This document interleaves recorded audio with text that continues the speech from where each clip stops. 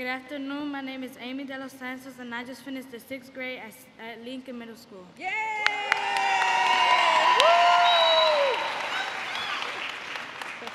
I'm honored to be with the First Lady at my school.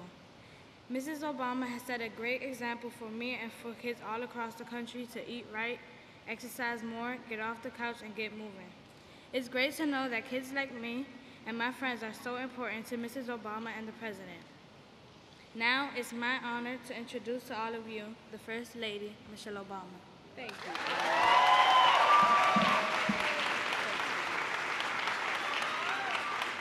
Hi, everybody. Yay, we're here, we're doing it.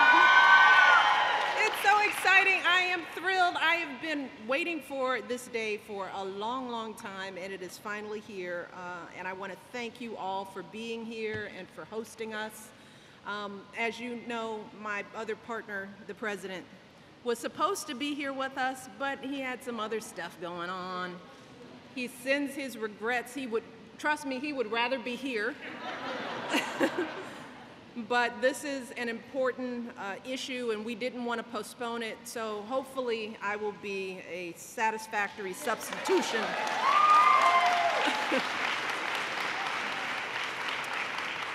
I want to start by first thanking Amy for just being fabulously amazing middle schooler and for her wonderful introduction. Thank you, Amy. Great job. And I have to thank our co-chairs of the President's Council, Dominique Dawes, who has just been a terrific support to this White House and to these issues. She's just a fabulous woman and just so eloquent and poised. We are just thrilled to have her. And our other co-chair, Drew Brees, who, you know, what do you say about Drew Brees, except we're so lucky to have him as a part of this. He regrets that he couldn't be here. But we are so grateful to Dominique and to Drew, and also to the executive director of the council, Shelley Fole. Shelley, I know you're out here. Everybody should know Shelley. She's there in the fuchsia. To all the council members who have taken the time, not just to participate on this council, but to come here today. It's going to mean so much to kids across the country to see world-class athletes and chefs and trainers and experts just coming together for the entire issue of making sure that our kids are healthy. So I am personally grateful for your willingness to be a part of this, and thank you so much for your time. I also want to recognize our mayor here in Washington, D.C., Mayor Fenty, who just got here. There he is. Thank you, Mr. Mayor. This is an appropriate event for him to be at because he's a jock. Yeah. So he's somebody who lives the message, and we're grateful for your support and your role modeling of the issue. Thank you, sir. And we also have Congressman John Sarbanes here as well. Congressman, there you are. Thank you so much for your support on this issue. It is great to be here at the Columbia Heights Educational Campus. This is a beautiful facility. Very impressive. I mean, you drive into a parking lot and it doesn't look like a school. I'm impressed. It looks very, very good. And I got a chance to meet your outstanding principal, Maria Tukiva. Where are you, principal? And I understand she's also the founder of, yes. Thank you for creating one of the top high schools in the country, right here in Washington, D.C. Well done, well done. And of course, I want to thank all the students from the Lincoln Multicultural Middle School. Where are my students? Thank you all for joining us. I sort of tried to get in my gear. I'm going to try and do a few things with you. I got on flat shoes today, but I'm going to do my best. Today we're here to talk about an issue that is so close to my heart as First Lady, but also as a mom. And it's an issue that's of importance to all of us: eating right, staying active, and giving our kids the bright future that they deserve. And right now, we can be doing better by our kids. Because 1 in 3 of our children is either overweight or obese in this country. And doctors are seeing more and more children with health problems related to obesity, high blood pressure, high cholesterol, type 2 diabetes. And these used to be diseases that we would only see in adults, but now they're becoming a regular part of a pediatrician's practice.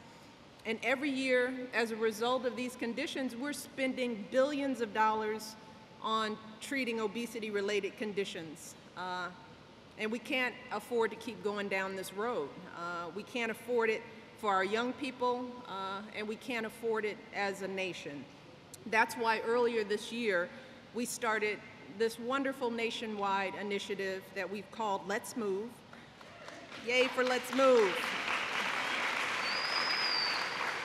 And it's an initiative that has been designed and worked on by so many partners all across the country. People have been fabulous about this issue, but our goal is to end the epidemic of childhood obesity in a generation. We are making this a big, huge generational goal with the notion that kids born today are going to have a different idea of what it means to be healthy, so that they grow up at a healthy weight with good habits that they can then teach the generations that follow.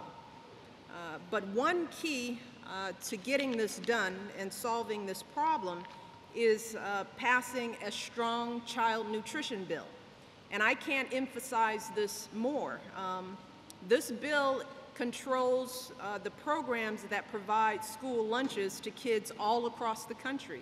And what we do know is that our kids are getting most of their activity, most of their nutrition at school. So if we can do something to improve the quality of food in our schools, we're going to go a long way to affecting the futures of our children. And right now, that bill is making its way through Congress with what I'm proud to hear is strong bipartisan support. This is an issue that everyone is getting behind because it's not about politics, it's about our kids. A majority of senators and House members from both parties have publicly called for swift passage of a strong proposal. So once again, I urge Congress to provide the resources that we're going to need to support these important programs that will be able to help change our children's futures and those after that. This is an important time. So we're looking forward to the Congress getting this done. But you all know back when we were kids, and I'm talking to the grown folks here, being healthy wasn't that hard. It just wasn't that hard. Parents, particularly in the summer, could just open up their back door, send the kids out, give them a little breakfast, and tell them, go away and don't come back until we're ready to see you again. And you might run in for a second if you were a kid and grab a little lunch, right? But you weren't watching the TV. You had to get up and get back out. And you usually wouldn't even come home until dinner, and you wouldn't even want to come home for dinner because you were having so much fun running around. You had to be forced to sit down and eat a meal. And the meals that we got were generally pretty healthy because they were usually cooked at home with a whole lot of love and care and fresh products and produce. Today we've got so many distractions. We've got video games, we've got computers that are just keeping kids inside after school. The whole culture of our society has changed. During the summer, a lot of times this is what kids are doing. And some folks are living in neighborhoods where they can't go outside. It's not safe to open up that door and let your kids run forever. And we have some communities that don't have access to that fresh produce and those fresh vegetables. We are dealing with millions of people living in food deserts. And many parents are just overworked. They're juggling too much. And although they want to do it, they just don't have time to cook a home-cooked meal every night. They're lucky if it happens once a week. So things have changed. It's gotten a lot tougher.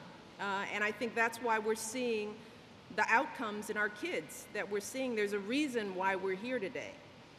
But Let's Move is about trying to help change all that. That's really the goal. It's not to place blame, it's not to point fingers, it's really to help parents and communities and business leaders find a way out of this dilemma.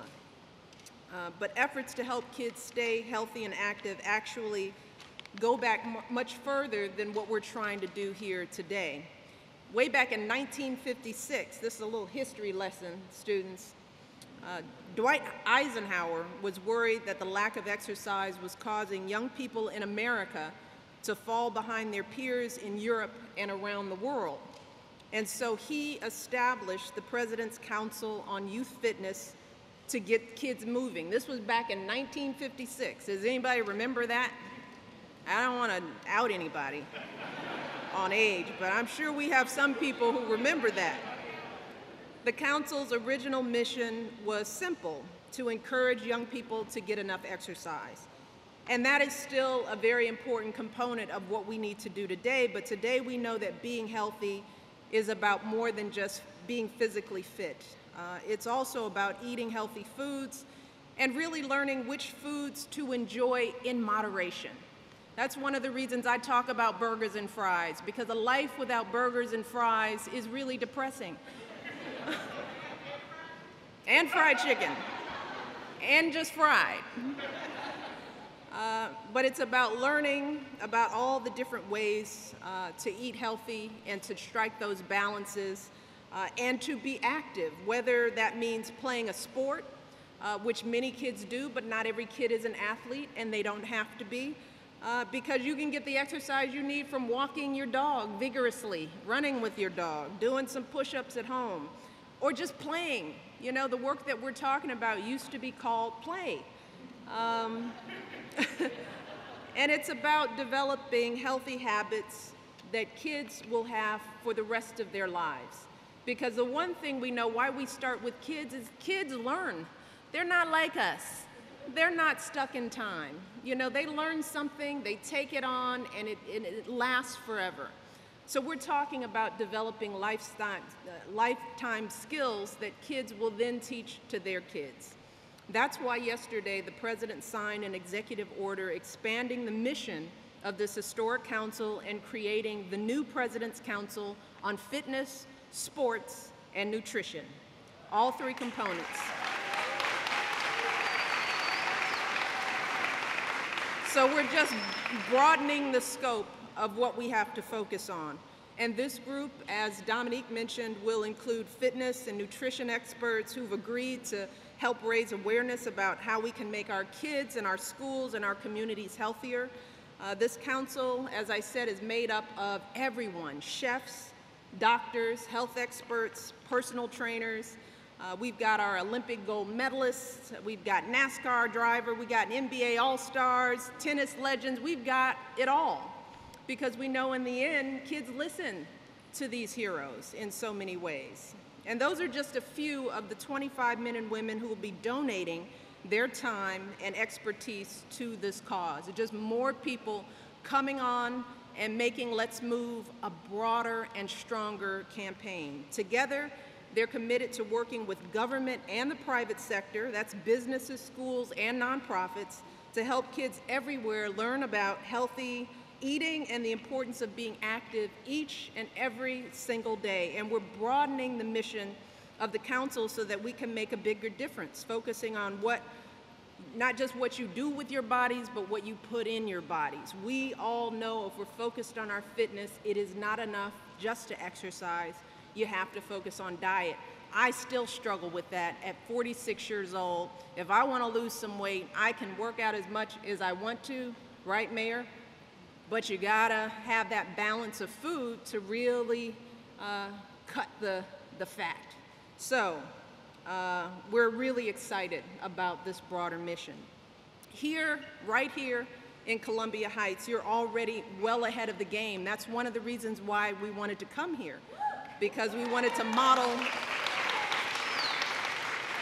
what's already working, because that's another thing about Let's Move. We don't have to recreate the wheel. We have to just find the models that are already working and spread those across the country, and Columbia Heights is serving as one of those models. I know that you've made the President's Physical Fitness Tests an important part of PE class. Just kids living up to that test. You collect information on the students' weight and their heart rate and the progress that they're making throughout the year. And I also hear that at the end of the year, the students with the most improvement get to take part in a fitness challenge with teachers and staff, which is huge.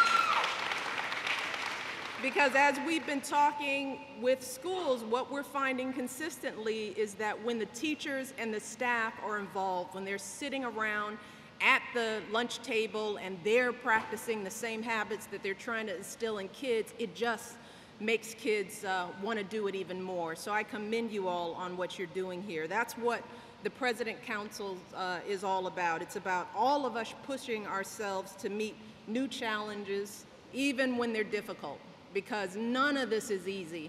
It only gets easy if you start young. That's the gift that we can offer our children. If they start out with these habits early on, it just makes life easier for them. It's about having fun. Let's not forget that, because this isn't all work and calorie counting and all that. This is about having some fun and getting more opportunity for kids to be active and to find a way that connects with each of them, because not every kid is going to connect to activities in the same way. So we've got to have a broad base of opportunities for kids.